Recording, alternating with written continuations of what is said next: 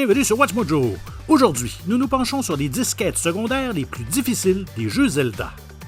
Pour cette liste, nous allons explorer les quêtes optionnelles et les mini-jeux de The Legend of Zelda qui rendent l'obtention d'un 100% un peu plus difficile.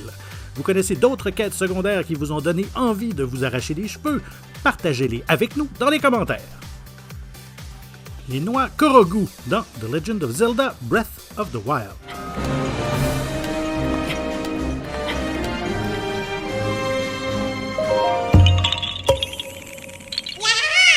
Dans de nombreux titres de la série, Link peut accomplir une quête facultative en collectant plusieurs exemplaires d'un objet. Le nombre et la nature de l'objet varient d'un jeu à l'autre. Au cours de sa longue carrière d'aventurier, il a collecté des jetons d'or, des lapins et les enfants disparus d'une pieuvre géante, entre autres.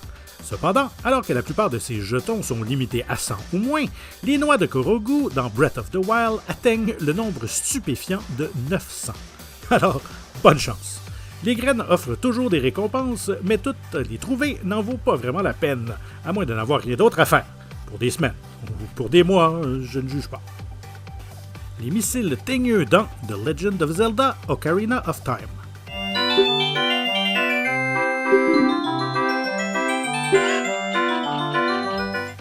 Si de nombreux mini-jeux Zelda sont amusants, certains sont devenus le fléau de l'existence des fans. Le missile teigneux se trouve dans le marché d'Ocarina of Time. La tâche est simple, il s'agit de diriger un missile sur une piste en direction d'un but, et ce, à 3 reprises. Cependant, chaque tour modifie la position du but, ajoute un nouvel obstacle et augmente la longueur de la piste. Vous ne disposez que de 10 missiles, mais si vous voulez obtenir tous les fragments de cœur et toutes les améliorations des sacs de bombes, vous devez réussir 2 fois. Le prix de 30 roupies et le fait que vous ne sachiez pas lequel des 5 prix est en jeu avant d'avoir payé ajoute à la frustration. Snowboarding dans les pics blancs dans The Legend of Zelda Twilight Princess. De l'avis de tous, cette quête secondaire est vraiment chiante. Après avoir terminé les ruines des pics blancs, vous pouvez retourner dans la zone pour avoir une chance de courir contre Yeto et Yatta.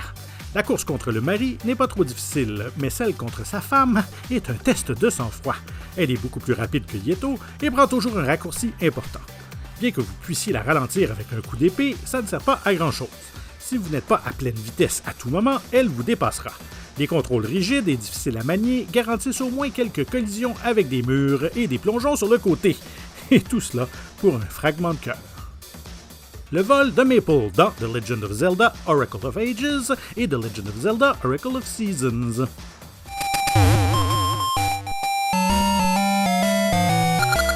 Pour obtenir le fragment de cœur de Maple, il faut combiner chance et réflexe rapide. Lorsque vous rencontrez la sorcière, vous obtiendrez des ressources différentes. Il y a une chance, mais pas de garantie, que l'une des choses qu'elle laisse tomber soit un fragment de cœur. Cependant, lorsqu'elle vous met au défi de ramasser le plus d'objets possible, c'est toujours ce qu'elle cherchera en premier. Et elle se déplace plus vite que Link, surtout après 8 rencontres, lorsqu'elle se déplace à l'aide d'un aspirateur volant ou à bord d'une soucoupe volante. Si vous ratez votre coup, vous devrez retourner sur l'une de ces cases prédéterminées pour avoir une autre chance. Le terrain d'Octoball dans The Legend of Zelda A Link Between Worlds. Je pense que je vais raviver des souvenirs douloureux pour beaucoup d'entre vous, mais tel est le pouvoir du terrain d'Octoball. Situé à Lorule et basé sur le baseball, Link doit gagner 100 points en 30 lancers. Un pot normal vaut 1 point, tandis que les pots d'or en valent 5 et les corbeaux qui apparaissent après 3 frappes consécutives en valent 20. C'est simple, mais le contrôle de la trajectoire de la balle ne l'est pas, et c'est ce qui a rendu ce fragment de cœur tristement célèbre. Link a 3 positions à adopter pour les 3 distances. Le jeu vous le dit, mais il oublie de préciser que le fait de s'élancer tôt fait partir la balle à droite, tandis que le fait de s'élancer tard l'oriente vers la gauche. Même en sachant cela, il est difficile de trouver le bon timing. La caverne de Lord Ali dans The Legend of Zelda Twilight Princess.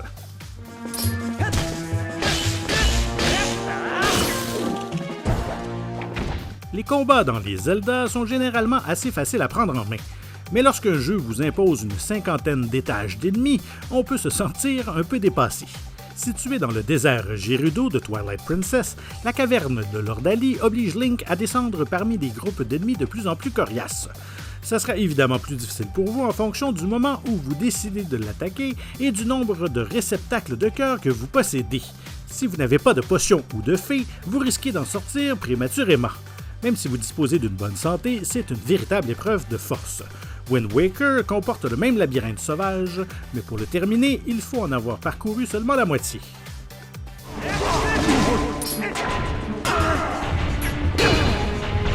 De nombreux poissons dans l'océan dans The Legend of Zelda Phantom Hourglass.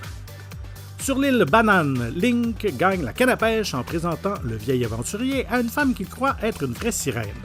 Pas la récompense la plus excitante, et son utilisation l'est encore moins.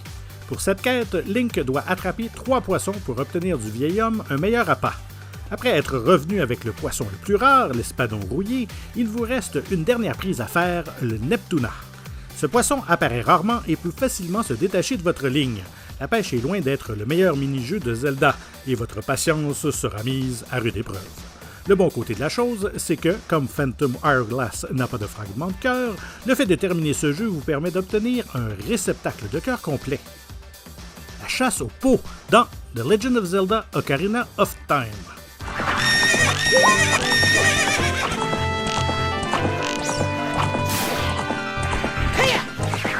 Après le voyage de Link 7 ans dans le futur, Hyrule est presque entièrement détruite.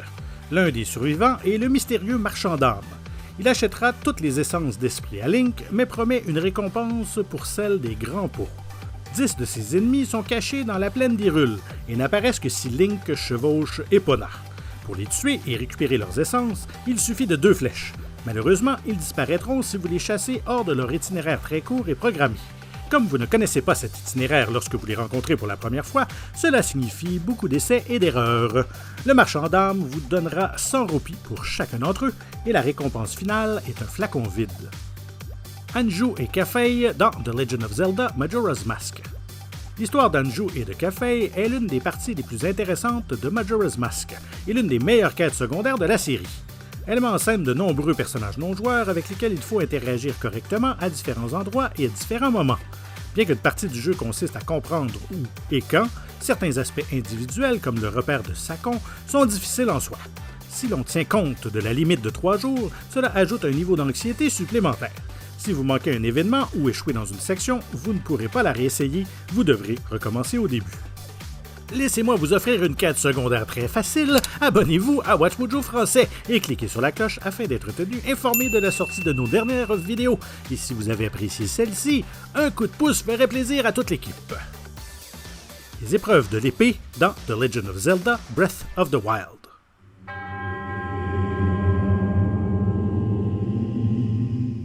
Si vous pensiez que la caverne de l'Ordali était difficile, laissez-moi vous présenter cette quête du DLC de Master Trials. Les épreuves de l'épée se déclinent en 3 niveaux de difficulté. En terminant chacune d'entre elles, vous pouvez augmenter la puissance de l'épée de légende. C'est beaucoup plus facile à dire qu'à faire, car chacune des 3 sections vous prive de toute armure, armes et ressources, à l'exception de la tablette Sheikah. Les épreuves du début comportent 12 étages, celle du milieu 16 et celle de la fin 23. Bien qu'elles comprennent des lieux de repos avec des marmites, le fait de devoir commencer les mains vides ne les rend pas si utiles, et vous ne tarderez pas à maudire tous les types d'ennemis. Alors, souvenez-vous de ce que La Fontaine disait, « Patience et longueur de temps font plus que force ni courage. »